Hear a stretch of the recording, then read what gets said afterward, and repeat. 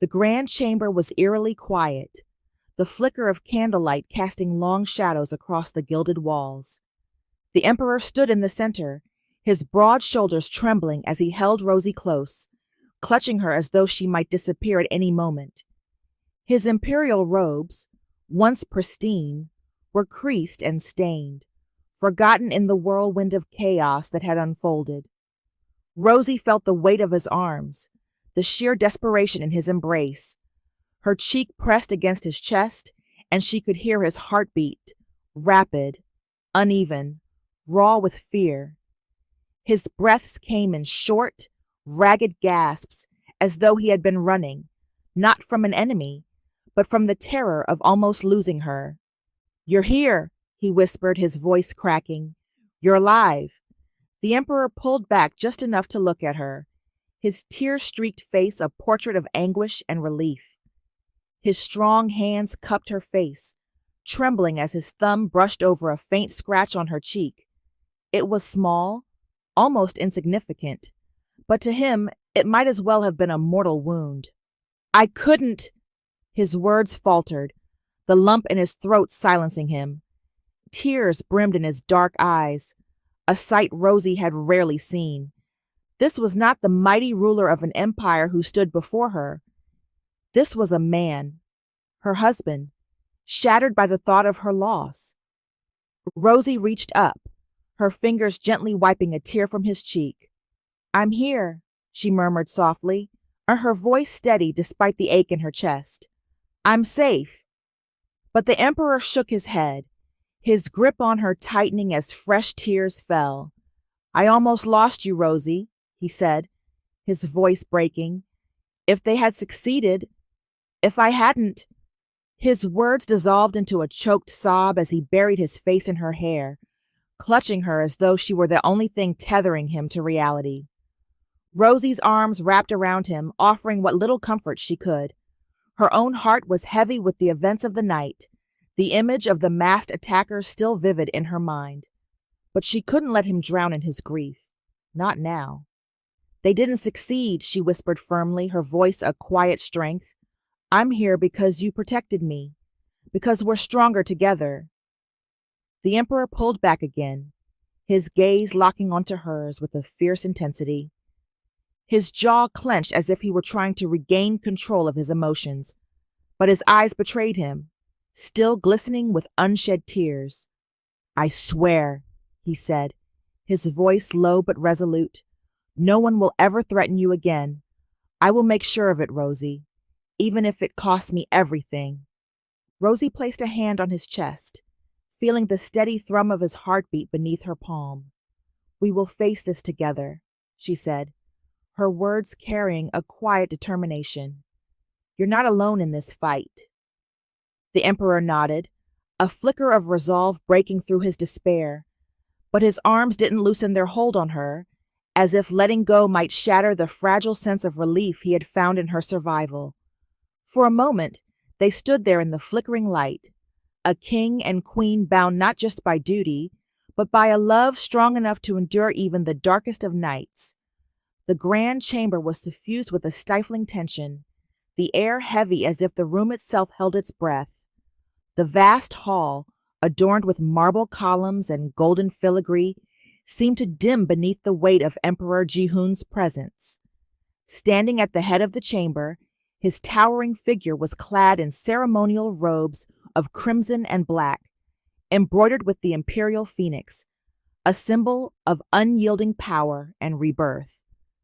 Behind him, the enormous palace banner hung like a sentinel, its deep red fabric billowing faintly as though responding to the fury radiating from its ruler.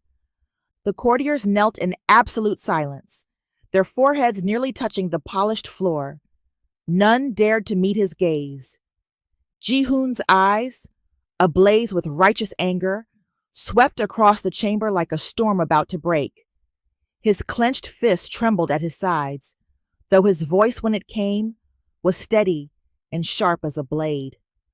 "The mastermind has been found," Jihoon declared, his voice resonating through the chamber with an icy authority that made the chandeliers tremble, "and justice has been dealt." A murmur rippled through the council but was quickly stifled as Jihoon raised his hand, commanding silence. His words hung in the air like a decree from the heavens. "Let it be known," he continued, his tone rising with each syllable, "that any hand raised against my queen is a hand raised against me. An attack on her is an attack on the emperor himself." His voice thundered, each word a pronouncement of unyielding wrath. The courtiers shifted uneasily, bowing even lower as the weight of his anger bore down on them. Jihoon took a step forward, his robes flowing like liquid fire, his gaze unrelenting. "Those who plotted in shadow now lie in the dirt," he said, his voice dropping to a deadly calm, more chilling than his earlier fury. "Their treachery met not just my sword, but the full wrath of this empire. Let there be no mistake. Betrayal will not be tolerated, not even whispered in the darkest corners." Behind him, the banner seemed to loom larger, its presence a silent witness to the emperor's resolve. Jihoon's gaze fell on his counsel, sharp enough to cut steel. Loyalty is not a choice. It is an expectation. To test the strength of this crown is to court annihilation. The silence that followed was deafening, broken only by the faint rustle of robes as the courtiers shifted, visibly shaken. The emperor, however, did not flinch. He turned, his crimson cloak sweeping behind him like the tail of a phoenix as he strode out of the chamber, leaving the heavy air of his warning to settle over the trembling assembly. The message was clear. The emperor's fury was as boundless as his power, and his devotion to his wife was an unshakable force. Woe to anyone who dared threaten Queen Rosie again. Queen Dowager Unji and the Grand Empress Dowager Sunhee were no less incensed. Sunhee, known for her strategic mind, took immediate action. "This will not happen again," she told Rosie, her voice steely. She summoned her most trusted elite guard, the Swan Shadows, a squad renowned for their loyalty and skill. "You will always watch over the queen," Sunhee instructed them. "She is to be as untouchable as the emperor himself. If anyone dares to approach her with ill intent, show them no mercy." The Swan Shadows moved like whispers in the wind, their sleek forms blending seamlessly into the dimly lit surroundings. Clad in blackened armor that reflected no light, they became shadows within shadows, silent, invisible, and deadly. Each step they took was precise, calculated, as if the very ground beneath them dared not betray their presence. They took their positions without a single word, their movements synchronized like the inner workings of a finely crafted clock. To the untrained eye, they seemed to vanish, folding into the backdrop of the grand chamber. But their presence was undeniable, a suffocating weight that pressed upon the room. The Swan Shadows were not merely a squad, they were a force of nature. Each member had been forged in trials that left only the ruthless and unyielding standing. Legends whispered of their exploits, assassinations completed before the victim could even comprehend their fate, armies dismantled from the shadows, and rulers who fell without ever seeing their executioners. They were the kingdom's most feared weapon. Their name alone is enough to send shivers down the spine of even the bravest foes. The Swan Shadows were more than lethal. They were the promise of an ending, as certain and inescapable as death itself. Tonight, their mere presence was a message. To threaten the kingdom, or its emperor, was to invite doom. Hidden but vigilant, their eyes missed nothing, their hands ready to strike with the precision of a blade guided by destiny. The kingdom's enemies had every reason to fear. The Swan Shadows were watching, waiting, and when they moved, it would already be too late. Yunji, meanwhile, turned her attention to the court. She hosted a series of gatherings, subtly but firmly emphasizing Rosie's role as queen and her place in the royal family. "The emperor chose her," Yunji would say, her tone leaving no room for argument. "And we stand by his choice." Though the attack had rattled her, Rosie refused to let fear dictate her life. With Jihoon by her side, she faced the court with renewed determination. At the next formal gathering, she entered the grand hall dressed in traditional Korean attire, blending her identity with the culture she now represented. She addressed the court directly, her voice steady. "I know my presence here has challenged tradition, but I am not here to replace it. I'm here to honor it, to learn from it, and to grow alongside it. I will not be frightened away.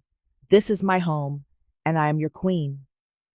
Her words, delivered with a mix of humility and strength, struck a chord.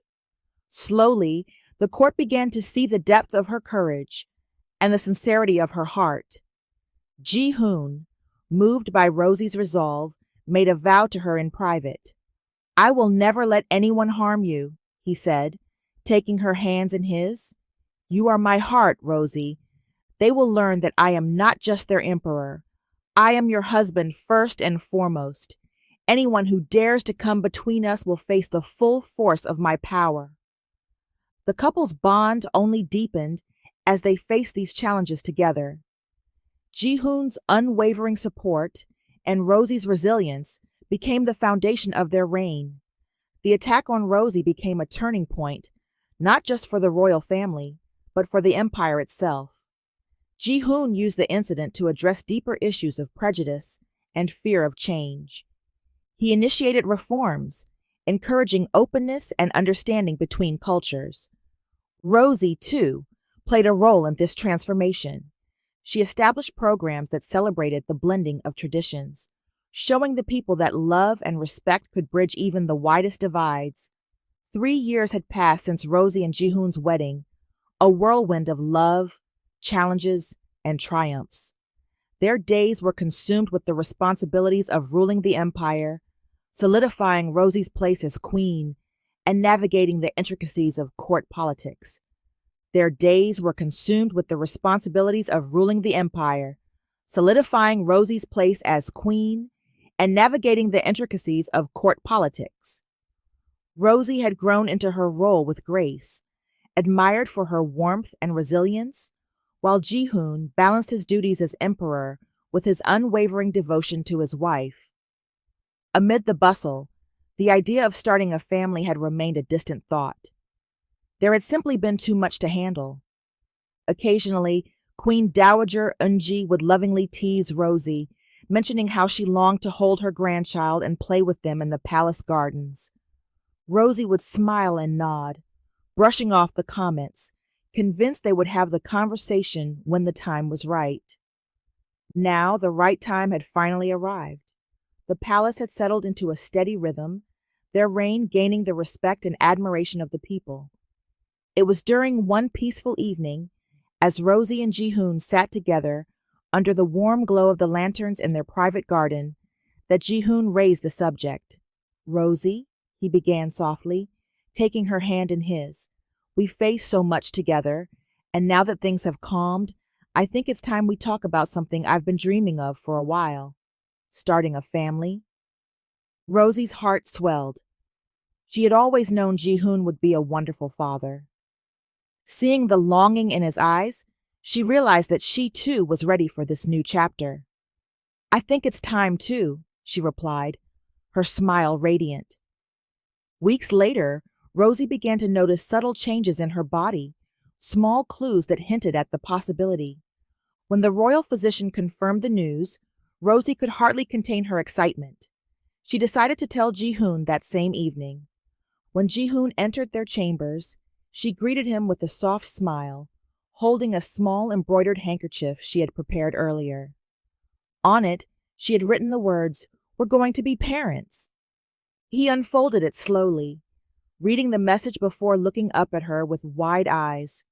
"Rosie, are you—" he stammered, his voice trembling. Rosie nodded, tears already streaming down her face. "Yes, Jihoon, we're going to have a baby." Jihoon's reaction was unlike anything she had ever seen. His face broke into a mixture of laughter and tears as he wrapped her in his arms. "This is the greatest blessing," he whispered, his voice thick with emotion. "You've made me the happiest man alive." The news spread quickly throughout the palace, and soon the entire kingdom was abuzz with excitement. Queen Dowager Eunji and Grand Empress Dowager Sunhee were overjoyed. They wasted no time in rallying their trusted attendants to ensure Rosie's every need was met. "Rosie, you are not just carrying the future of this empire," Sunhee said, her tone both loving and authoritative. "You are carrying our family's legacy. We will protect and cherish you every step of the way."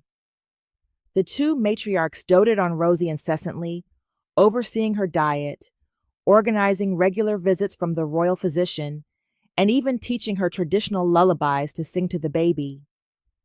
Eunji took it upon herself to decorate the nursery, filling it with heirloom toys and tapestries. Jihoon, for his part, was equally attentive. He cleared his schedule as much as possible, spending hours by Rosie's side, talking to her growing belly and dreaming aloud about their future. "Do you think they'll have your smile?" he asked one evening, his hand resting on her stomach. "Or maybe my stubbornness?" Rosie laughed, her fingers entwined with his. "Hopefully they'll have the best of both of us." Months later, the palace buzzed with anticipation as Rosie went into labor.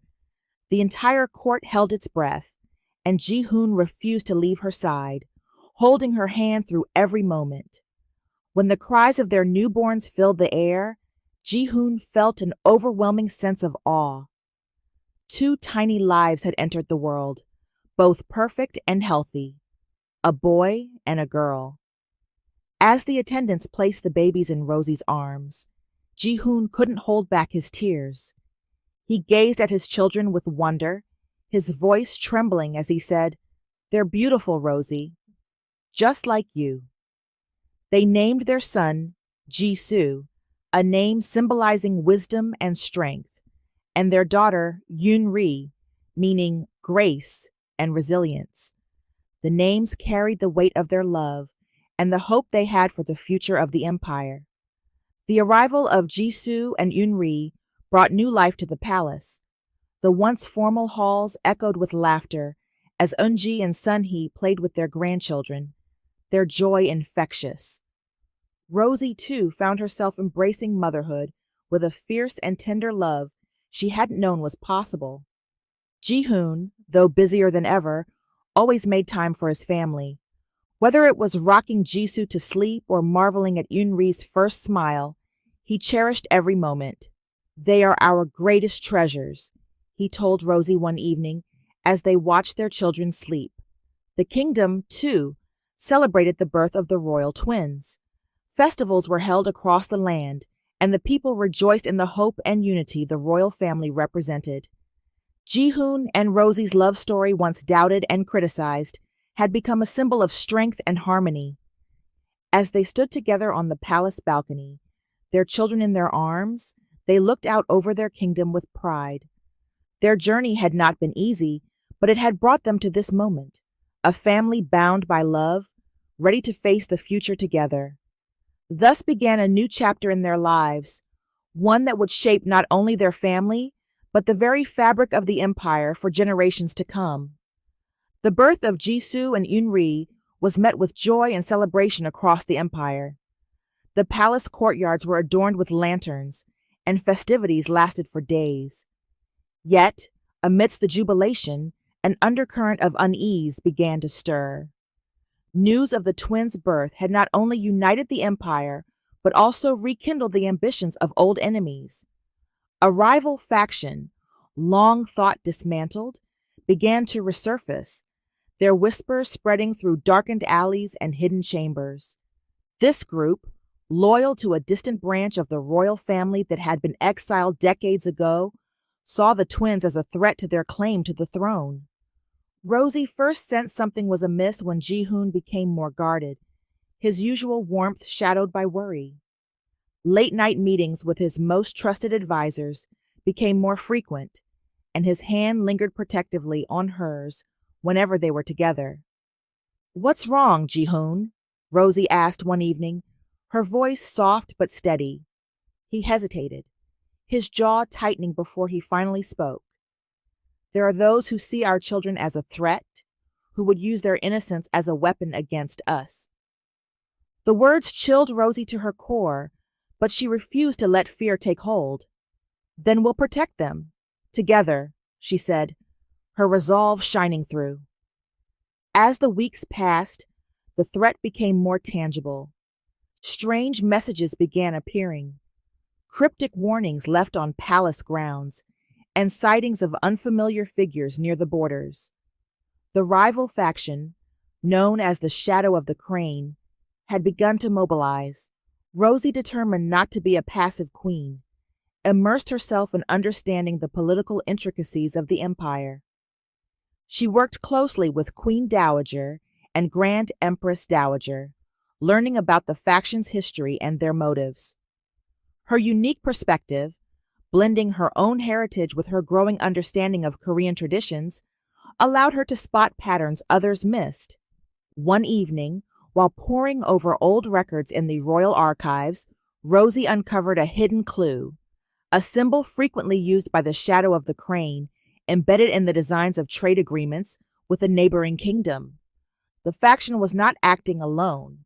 They had allies outside the empire. Rosie rushed to Jihoon with her discovery. They're receiving support from the Kingdom of Goryeo, she said, her voice urgent. If we can cut off their resources, we can weaken them. Jihoon looked at her, a mix of admiration and pride in his eyes. You've just uncovered what my advisors couldn't in weeks, he said, taking her hand. Your mind is as sharp as your heart is strong. The revelation prompted swift action. Jihoon ordered a covert operation to intercept shipments and disrupt the faction's supply lines. Meanwhile, Rosie worked behind the scenes to rally support from loyal noble families, emphasizing the importance of unity for the sake of the twins' future. The Shadow of the Crane had never known surrender, and this time was no different. In the dead of night, they schemed with a twisted purpose to strike at the heart of Jihoon and Rosie's family. Their aim was clear, to harm the royal children, the innocent heirs to the throne. But the Swan Shadows were always one step ahead, their vigilance unmatched. With lethal precision, they struck before the enemy could even make their move, swiftly dismantling the plot with the brutal efficiency they were known for. The children were safe, but the consequences for those who dared to threaten the empire would be far more devastating. The emperor's rage spread like wildfire across the kingdom, a force so palpable it could be felt in every corner of the land. His fury was a storm that no one could ignore. As the Swan Shadows interrogated the captured traitors, the truth was slowly dragged from their lips. Each word they spoke revealed more about the faction's dark designs. Secrets spilled, and the depth of their betrayal was laid bare. The emperor's wrath grew, fueled by the knowledge that those who dared harm his family would face consequences more terrible than they could ever imagine. In the aftermath, Jihoon tightened security around the palace, appointing Rosie as a key advisor in matters of strategy. The incident not only strengthened their bond, but also solidified Rosie's position as a queen who was more than capable of defending her family and empire. The final blow to the Shadow of the Crane came during a public address. Jihoon stood before the empire, his voice resonating with authority. This throne stands strong because of the love and unity of this family, he declared. Any threat to my wife, my children, or this empire will be met with unwavering resolve. Let this be a warning to all who seek to divide us. The people erupted in cheers, their loyalty to the royal family cemented. In the weeks that followed, the Shadow of the Crane crumbled under the weight of Jihoon's strategic strikes and Rosie's diplomatic efforts. The ordeal left its mark, but it also revealed the strength of their love and the unbreakable bond of their family. Together, they emerged not just as rulers, but as symbols of hope and resilience, ready to face whatever challenges the future held.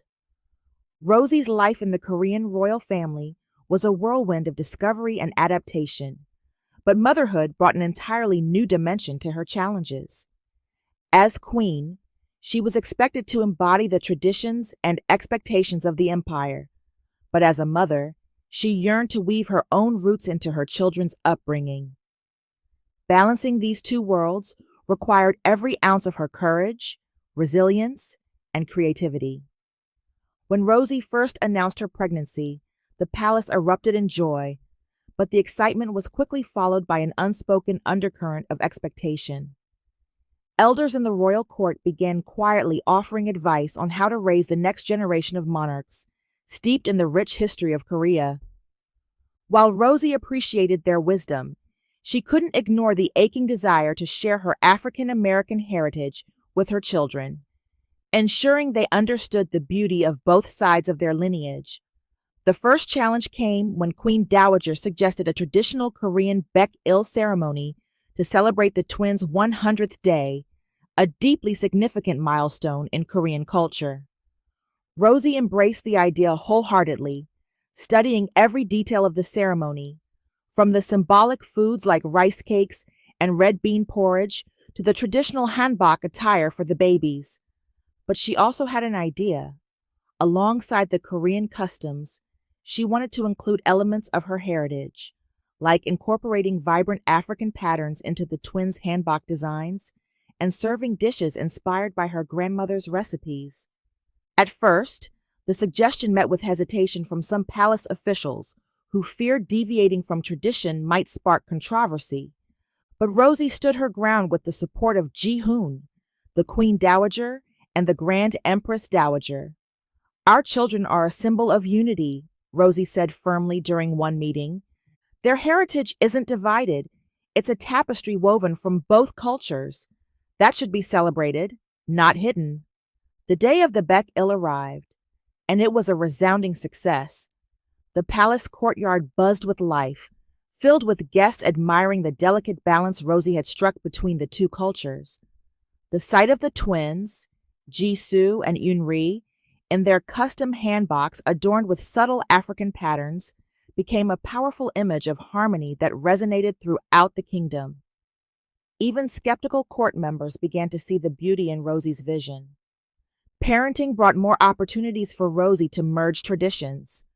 When the twins reached the age for their first birthdays, Rosie and Jihoon hosted a doljanchi, a Korean first birthday celebration, where the twins would select objects symbolizing their future paths.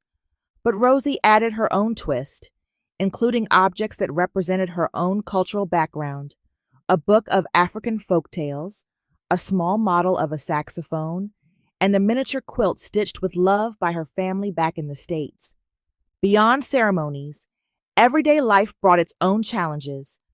Rosie learned the importance of fostering respect and reverence, values deeply ingrained in Korean parenting. She worked tirelessly with the palace staff to master traditional lullabies in Korean, but at night, she'd also sing soulful tunes her mother had sung to her as a child. She introduced her children to Korean proverbs that spoke of wisdom and resilience, while sharing African American stories of strength and perseverance. Some struggles ran deeper than ceremonies or songs. Rosie often faced whispers from traditionalists who doubted her ability to raise a Korean emperor and princess. "How can someone who wasn't born here understand what it means to be part of this empire?" they murmured. But Rosie didn't let their doubts define her. She sought knowledge relentlessly, reading books on Korean history and engaging in long conversations with the Grand Empress Dowager, soaking in her wisdom. In time, Rosie became not just a mother to her twins, but a bridge between two cultures. She started initiatives to celebrate cultural diversity within the empire, hosting festivals that highlighted not only Korea's traditions, but also those of other nations. Her efforts began to shift public perception, showing that embracing differences could strengthen, rather than dilute, the fabric of the empire. The twins grew under the loving guidance of their parents, their hearts filled with the stories and traditions of two worlds. Jisoo learned to bow with the grace of a prince, while humming his mother's favorite jazz tunes. Yoon balanced Korean calligraphy with an uncanny talent for dancing to beats that resonated with her African American roots. Rosie's journey as a mother and queen wasn't just about overcoming challenges. It was about redefining what it meant to lead and love in a changing world. She proved that unity wasn't about erasing differences, but about celebrating them, showing the empire that tradition and innovation could walk hand in hand. The birth of Jisoo and Yoon, the royal twins, was celebrated as a monumental moment in the empire's history. They represented hope, unity, and a future for the throne. However, not everyone saw it that way. Beneath the surface of the grand celebrations, whispers began to ripple through the royal court and far beyond. How can children of mixed heritage truly represent the Korean throne? One advisor murmured behind closed doors. Another royal family, distantly tied to the Imperial bloodline, began to stir the pot. Their matriarch, Lady Hairan, a cunning and ambitious woman, quietly rallied support among traditionalists and old guard politicians who resented Rosie's position as queen. The tension reached a boiling point when an anonymous letter was delivered to the palace, its words dripping with venom. "The empire deserves a pure bloodline. The legitimacy of your heirs is a stain on our history." Jihoon's hands trembled as he read the letter, fury blazing in his eyes. He summoned his council immediately, silencing their chatter with a single commanding look. "Whoever dares question my children," he said coldly, "questions me as your emperor, and I will not tolerate such treason." But the attacks didn't stop at words. A political faction, emboldened by Lady Hiran's influence, began to circulate rumors among the people. They claimed the twins were unfit to rule, subtly sowing seeds of doubt about their future on the throne. They questioned Rosie's ability to uphold the empire's traditions, painting her as an outsider who could never fully understand the weight of Korean history. The breaking point came during a grand diplomatic event at the palace. As Jisoo and Eunri were formally introduced to representatives from neighboring nations, Lady Hiran's faction made a brazen move. A senior diplomat from her camp publicly questioned the twins' legitimacy, framing his words as concern for the empire's stability. "Your Majesty," he said with a polite veneer that barely masked his malice, "while we respect the joy of your growing family, many wonder if the Imperial bloodline can truly remain intact under such unique circumstances." The room fell into a stunned silence. All eyes turned to Jihoon, whose jaw tightened as he stepped forward, his presence commanding.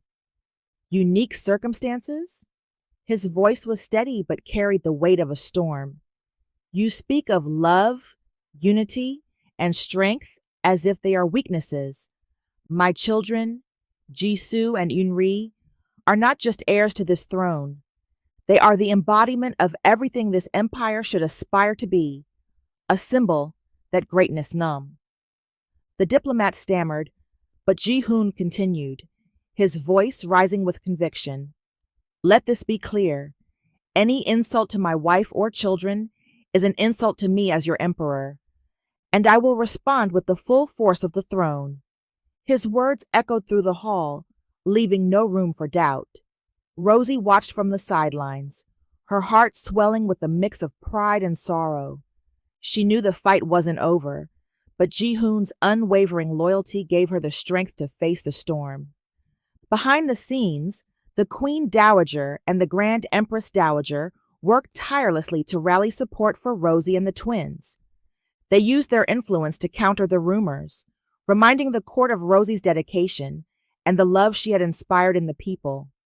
The Queen Dowager even hosted a public festival celebrating the twins' heritage, showcasing a blend of Korean and African American traditions in a powerful display of unity. Meanwhile, Jihoon launched a covert investigation into Lady Hiran's faction. When evidence surfaced linking her to the rumors and political unrest, he acted swiftly. At a formal council meeting, Jihoon presented the evidence and stripped her family of their royal titles. "This empire has no place for betrayal," he declared, his voice echoing through the chamber. "Let this serve as a warning to any who dare threaten my family or the unity of this kingdom." The punishment sent shockwaves through the court, silencing dissenters who had hoped to ride Lady Hyran's coattails to power. Rosie, meanwhile, redoubled her efforts to connect with the people. She traveled to villages, schools, and cultural centers, showing them that she wasn't just a queen by title, but by action. Slowly, public opinion began to shift, and the people embraced her as one of their own. Though the road was fraught with challenges, the ordeal only strengthened Jihoon and Rosie's bond. Together, they stood as a formidable force against the tide of opposition, proving that love, unity, and determination could overcome even the deepest-rooted prejudices. As Jisoo and Yunri grew, they carried with them the strength of their parents' resolve, destined to lead an empire that had been tested, challenged, and ultimately unified. The royal gardens of the Imperial Palace buzzed with life, the laughter of two children carrying on the gentle breeze. Jisoo and Yunri, now 5 years old, had grown into vibrant young souls, each already revealing glimpses of the remarkable individuals they were destined to become. Jisoo, the elder twin, was poised even at his tender age. He stood beneath a cherry blossom tree, his small hands clasped behind his back, as he watched the palace guards practice their formations in the distance. His dark, piercing eyes mirrored his father's, filled with curiosity and wisdom far beyond his years. "Why do they always march like that, father?" Jisoo asked as Jihoon approached, his imperial robes flowing gently with the breeze. Jihoon knelt beside his son, smiling warmly. "It's called discipline, Jisoo. Every step, every move is a promise to protect what matters most: the people, the empire, and you and your sister."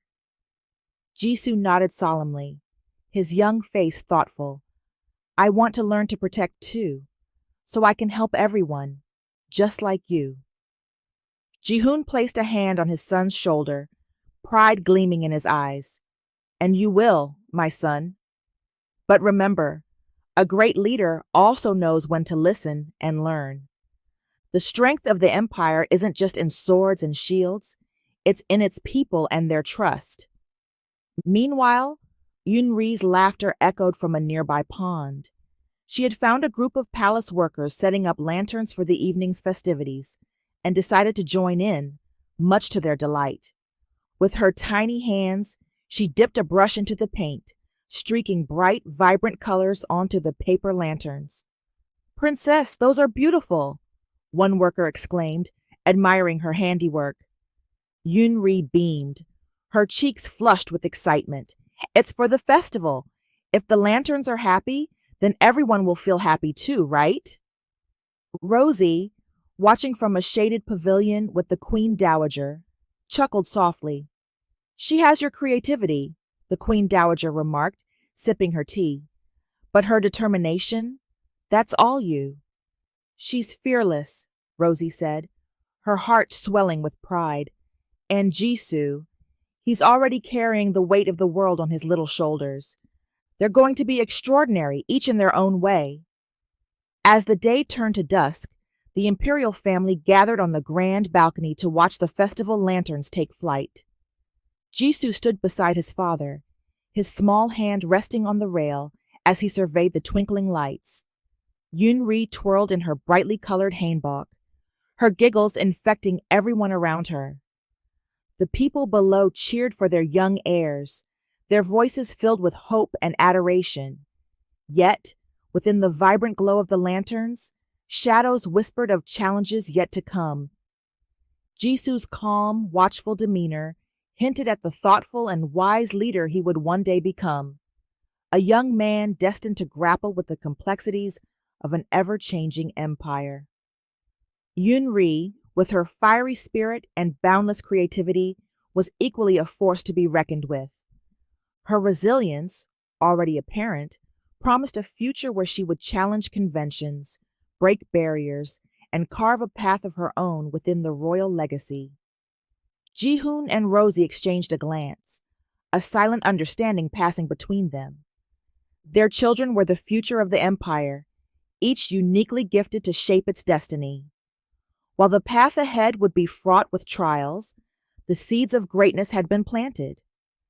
As the lanterns ascended into the night sky, Jisoo turned to his father. "What do you wish for, father?" Jihoon smiled, his voice steady with conviction. "I wish for you and your sister to have the courage to follow your hearts and the wisdom to guide this empire with kindness and strength." Unri skipped over, her paint-streaked hands clutching a small lantern of her own. "Then we'll make that wish come true," she declared with a fiery determination that lit up her face. The twins released the lantern together, their fingers intertwined as it soared higher and higher, carrying with it the hopes of an empire and the promise of a future shaped by their unbreakable bond. Rosie had never envisioned herself as a queen. Yet, as she stood on the grand steps of the Imperial Palace, overlooking the vast courtyard filled with citizens eager to hear her speak, she realized how far she had come, not just as Jihoon's wife, but as a symbol of progress in the empire. Her journey into queenship had not been without its challenges. Whispers of doubt had followed her since the day Jihoon crowned her empress consort. Many believed she could never fully understand the intricacies of Korean traditions, let alone contribute meaningfully to the empire's future. Rosie, however, was not one to back down from a challenge. Determined to honor both her heritage and her new role, Rosie embarked on initiatives that would leave an indelible mark on the empire.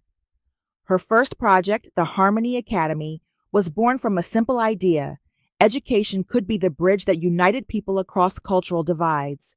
The academy offered classes not only in traditional Korean studies, but also in global perspectives, creating a space where students from different backgrounds could learn together. The academy's opening ceremony was met with skepticism from traditionalists, but Rosie's impassioned speech silenced even the harshest critics. "Knowledge," she said, her voice steady and resonant, "is not bound by borders or traditions. It is the light that guides us, the bridge that connects us, and the key to our future." Beyond education, Rosie championed initiatives to modernize the empire. She worked with Jihoon to bring technological advancements to rural areas, ensuring that even the most remote villages had access to resources like clean water and electricity. Her efforts earned her the title the People's Queen, a name that spread like wildfire through the empire. Her most significant contribution, however, came in the form of cultural diplomacy. Drawing from her own experience as an African-American woman who had embraced Korean traditions, Rosie organized the Cultural Mosaic Festival. The festival celebrated the diversity within the empire and beyond, featuring art, music, and cuisine from various cultures.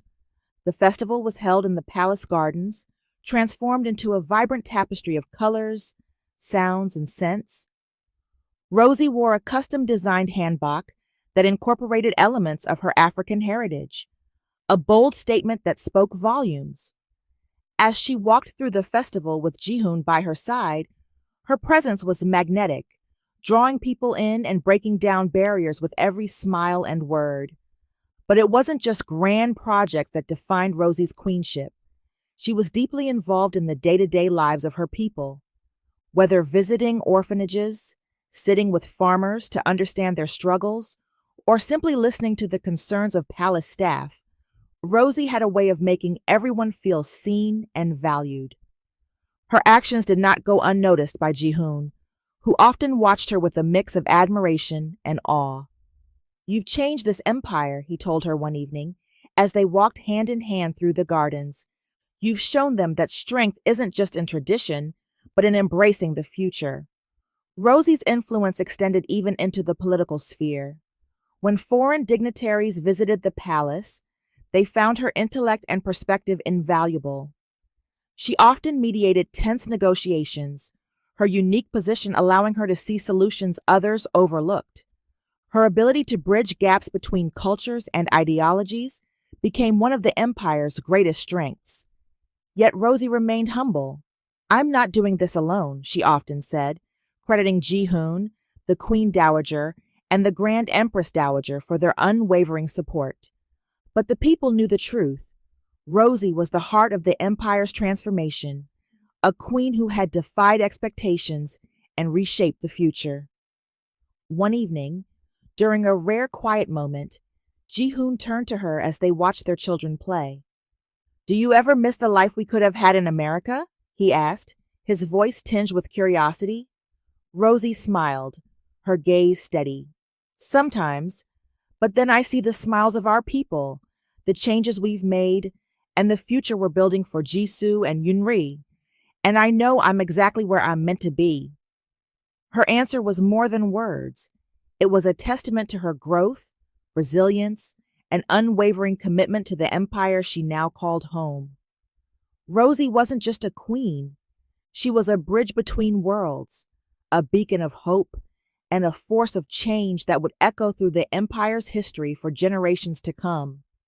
The palace, despite its grandeur and imposing architecture, often felt alive with laughter and warmth when the twins, Jisoo and Unri, were around. They were the heart of the royal family, weaving connections that had once seemed impossible and transforming the palace into a home of love and unity.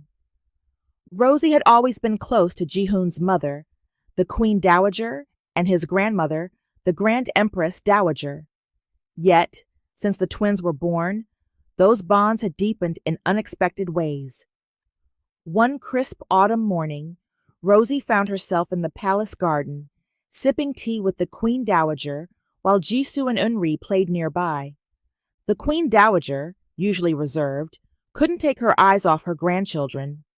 "Jisoo has your thoughtfulness," she said, watching the young boy carefully arrange flowers into a crown for his sister. "And Yunri has your spark, your courage."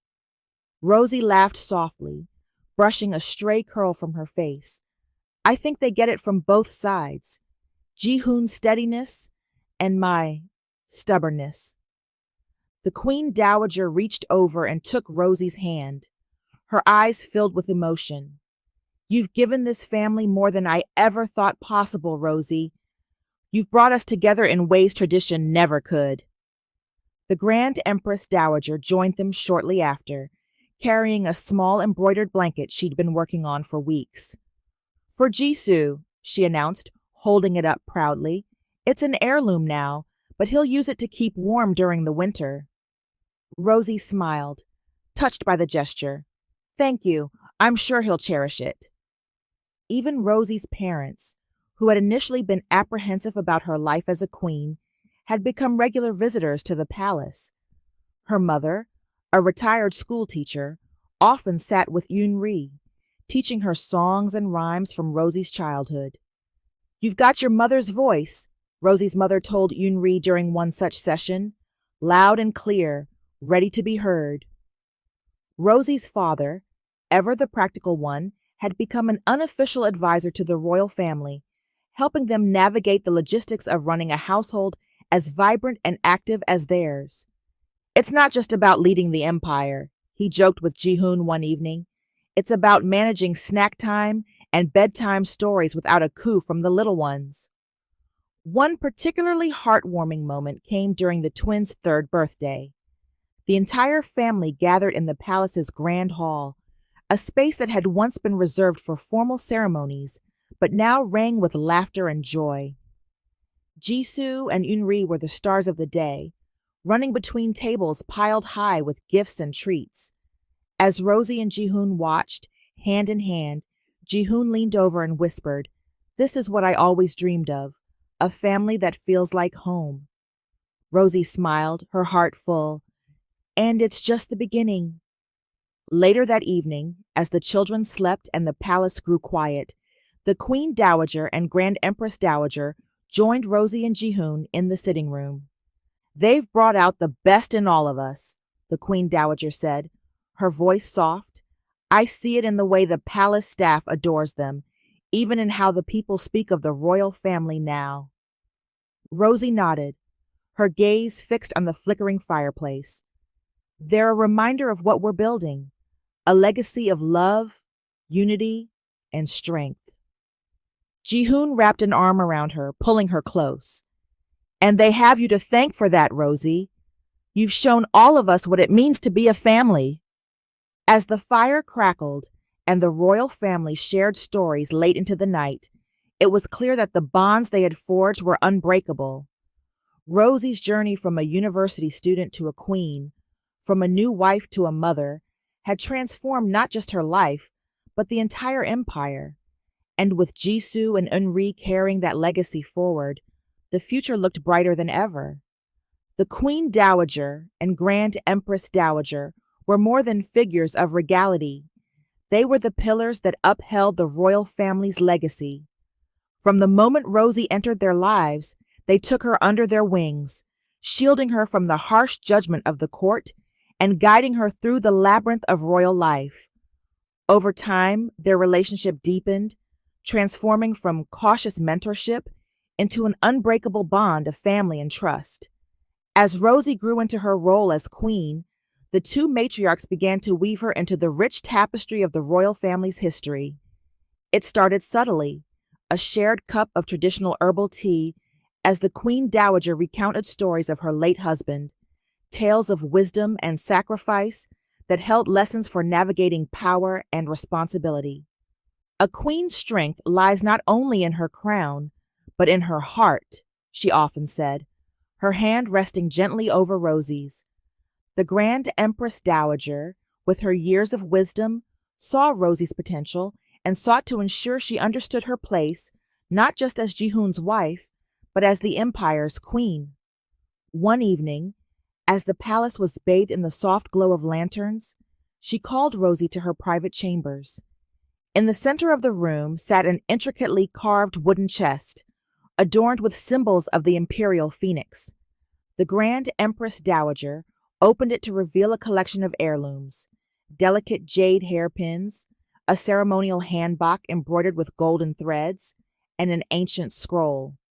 "These belong to you now," she said, her voice steady but filled with emotion.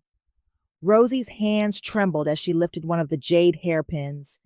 "These are incredible, but why me?"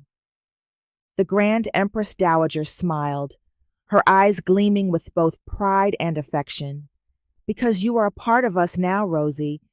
These treasures have been passed down through generations of queens, each one adding to their legacy. It is time for you to write your chapter in this family's story." One of the scrolls contained the Code of Queens, an ancient document detailing the virtues and responsibilities expected of the empire's leading women. As Rosie read the passages, she realized how deeply she was being entrusted not just with the royal family's future, but its very soul. The Queen Dowager played her role in a different, more modern way. She encouraged Rosie to blend her heritage into royal life, teaching her how to host traditional Korean ceremonies, while also suggesting ways Rosie could introduce African American cultural elements into the palace. Together, they created a cross-cultural celebration for Jisoo and Eunri's first birthday, a doljanshi that included both traditional Korean customs and African American traditions. The event was a masterpiece of unity, silencing critics who doubted Rosie's ability to balance the demands of her dual identity. In private moments, the Queen Dowager and Grand Empress Dowager shared wisdom that no royal handbook could offer. "The court will test you, Rosie," the Queen Dowager said one evening as they walked through the palace gardens. "They will push you to your limits, but remember, a queen bends. She does not break. And you, my dear, are unbreakable." It wasn't all solemnity, however. The two matriarchs often brought moments of lightness to Rosie's life. They adored spending time with Jisoo and Eunri, playing games and regaling the twins with tales of royal ancestors. Their laughter filled the palace, making it feel less like a fortress and more like a home. In one particularly poignant moment, the Grand Empress Dowager took Rosie aside to show her a faded photograph of her younger self with her late husband. "When I married him, the court thought I was too spirited, too unorthodox, but he stood by me, just as Jihoon stands by you, and together, We built something unshakable. The legacy of the two matriarchs wasn't just about passing down heirlooms or stories. It was about fostering resilience and love. They ensured that Rosie understood her worth not just as a queen, but as a woman, a mother, and a wife. By the time the Grand Empress Dowager and Queen Dowager left the palace for quieter lives in a royal retreat, Rosie had fully embraced her role. She carried their lessons in her heart, their heirlooms in her hands, and their love in her soul. And as she watched them depart, flanked by the cheering palace staff, she knew she wasn't saying goodbye. Their legacy would forever live on in her actions, her family, and the empire they all worked to protect.